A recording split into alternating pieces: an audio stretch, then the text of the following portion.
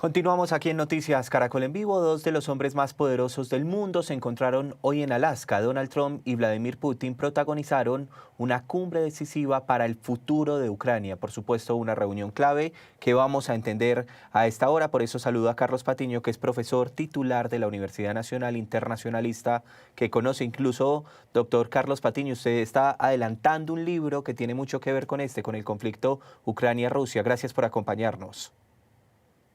Hola Pablo, buenas tardes, muchas gracias. Bueno, ¿qué significa esta cumbre, esta reunión?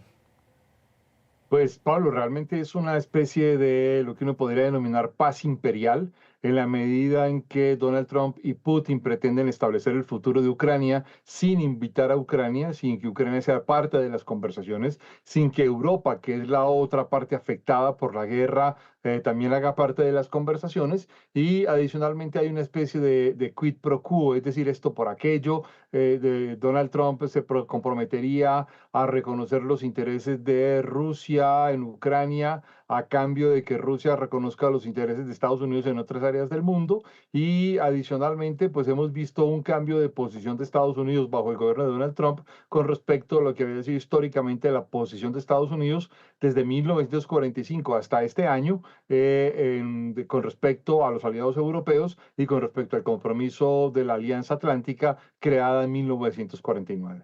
En ese sentido, profesor Carlos Patiño, ¿sí sirve esta reunión? Una reunión en la que se habla de Ucrania, pero no está Ucrania, en la que se habla de una posible solución, pero no está Europa. Pues Pablo, yo le voy a responder de la manera más realista posible. Le sirve a los intereses de Rusia. Rusia está siendo profundamente, digamos, reconocida, y se le está otorgando a Vladimir Putin de antemano una victoria porque Putin prácticamente no ha tenido que hacer ninguna concesión, no ha renunciado a ninguna de sus exigencias desde el principio con respecto a lo que ha exigido para, digamos, entrar a un cese al fuego que no es necesariamente un acuerdo de paz ni de lejos. Y a Ucrania sí se le exige entregar territorios, desarmarse, no hacer parte de la OTAN, no tener condiciones de alianzas occidentales, etcétera. Y prácticamente, pues Putin ha tenido de alguna forma una entrada triunfal. Ahora, frente a la reunión misma, lo que se ha visto, por lo menos en estas primeras horas, es que la reunión incluso no ha tenido ni siquiera el carácter que en principio se creía que iba a tener de una conversación directa entre Donald Trump y Vladimir Putin. Y a esta hora, exactamente a la que usted y yo estamos hablando, pues se ha convertido más en una reunión muy amplia en la que la conversación no ha sido específica y todo apunta más a una especie de mantener el statu quo de la guerra, con una victoria diplomática para Vladimir Putin. Le entiendo perfectamente. En ese sentido, ¿cuáles podrían ser las conclusiones después de esta reunión? Por ejemplo, ¿cuál es la posición de Volodymyr Zelensky, el presidente de Ucrania, frente a esto que está pasando allí en Alaska? Es que aquí hay dos cosas muy claras, Pablo. Primero, Rusia no tiene ningún incentivo para ceder en sus pretensiones de cómo se debería terminar la guerra. Y aquí hay que recordar que para Vladimir Putin y el Kremlin, Ucrania prácticamente no existe, y además es una guerra de reimperialización que va mucho más allá de Ucrania.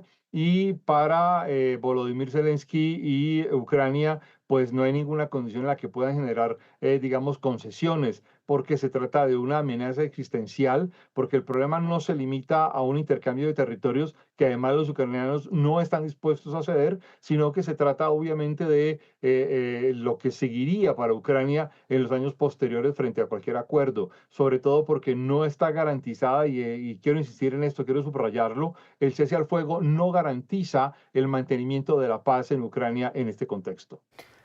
Profesor Carlos Patiño, usted sabe que Ucrania no, y lo acaba de decir en la respuesta, no está dispuesto a ceder ni un solo milímetro de territorio. Mientras tanto vemos esta reunión y mi pregunta va enfocada en lo siguiente: ¿sí parece haber una posibilidad de un fin de esta guerra? Pues Pablo, yo quiero responderle de nuevo con el mayor realismo posible. Por ahora no hay ninguna posibilidad de finalización de la guerra, y no solamente no lo hay, sino que esta es una guerra que se ha convertido en una guerra dinamizadora globalmente, que ha involucrado a otros conflictos que ya existían frente a esta dinámica. Esta es una guerra que comporta a dos grupos de aliados confrontados con dos ideas del orden mundial completamente contrapuestas. De un lado están las autocracias o democracias iliberales, es decir, Rusia, Corea del Norte, la República Popular de China, Irán y otros 12 países. Y de otro lado está Ucrania, la Unión Europea y otras 40 democracias que tienen dos ideas completamente contrapuestas, y lo que estamos es frente a la reimperialización de Rusia y o la defensa de los Estados-nación europeos. Y en este contexto creo que por ahora esta guerra no parece tener una finalización, y aquí habría que recordar que a lo largo de la semana, pues los dirigentes de Alemania, Francia, el Reino Unido, incluso Italia y otros países más europeos están muy preocupados por los términos que se pudieran aparecer al final de esta reunión que todavía estamos esperando. ¿En qué momento, profesor, y démosle ese contexto a nuestros usuarios, la relación presidente Donald Trump y Vladimir Putin se creció, se acrecentó, ha sido mejorada?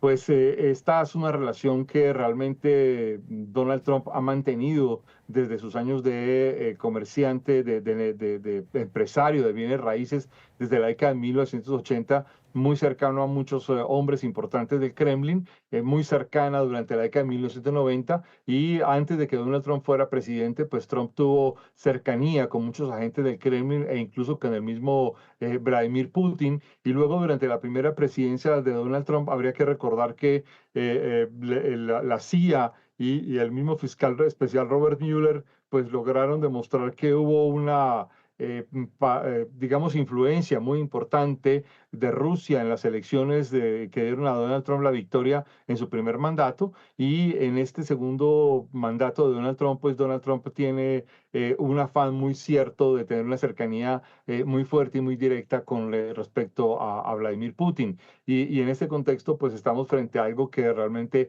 resulta bastante paradójico desde la perspectiva de las democracias occidentales e incluso desde la perspectiva de Europa Occidental.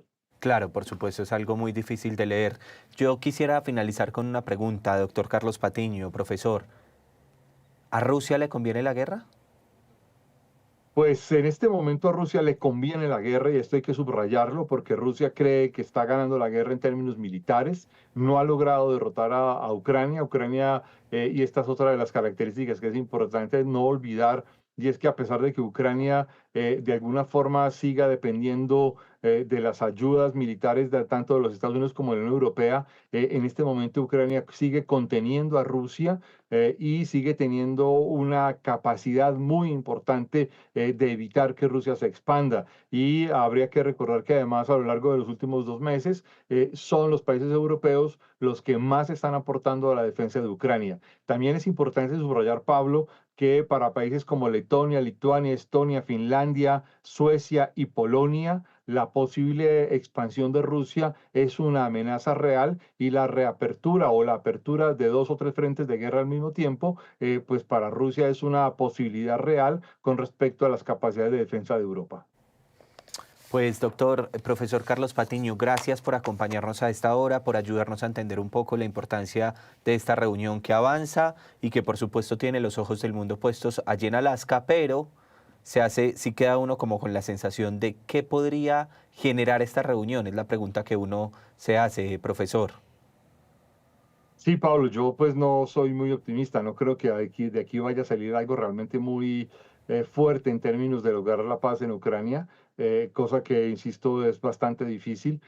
Si acaso se podría lograr un cese parcial al fuego, pero no creo que una solución de fondo. Y Donald Trump mismo parece haber aceptado durante los últimos 2 días que esta era la situación, toda vez que el mismo Donald Trump terminó diciendo durante ayer jueves incluso en algunas conversaciones hoy en el avión presidencial, que pues las expectativas no eran realmente ni muy claras ni muy altas, y que lograr un gran acuerdo pues tendría un porcentaje del 25%, como el mismo presidente Trump dijo. Esto lo que quiere decir es que realmente estamos frente a una situación muy difícil de resolver y muy lejos de la promesa que Donald Trump había hecho durante la campaña presidencial, diciendo que lograría la paz en Ucrania en las primeras 24 horas de su mandato.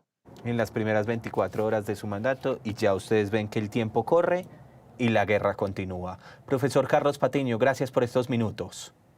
A ustedes, muchas